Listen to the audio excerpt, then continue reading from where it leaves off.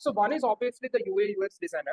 So if you are a good UA UX designer, Web3 needs like a lot of good UA UX designers at this point of time. Okay, so you can actually start directly transferring those skills and think through how you can actually integrate the wallet. Like how can you make the life of a user? How can you give the better user experience? To the Web3 customer, right? So that is one area that you can actually directly jump into. There are no specific Web3 UI UX skills that you need to learn. Okay, Web2 UI UX skills are directly transferable there.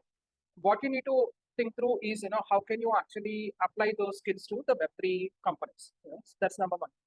Number two, off late there has been like a lot of hype over the last 6 months about community managers, right? So of course it kind of died down because there is a bear market that is going on. But I think with the new projects that will be shaping up, there will be like a lot of scope for the new community managers as well. So how do you effectively build a community around a project, right?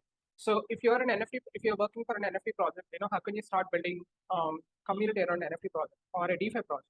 What are some of the best practices? So who are the people that you have to be associated with? How can you start building community, right? I'm talking from the growth perspective, right? So that is one very interesting profile that you can actually explore. So I would say there are no specific skill sets again that you need or go through specific set of courses, etc. and all. What you need is you need an outreach. You need to have a decent communication. You need to have the ability to talk to multiple people there. So that is very important skill that you need to have in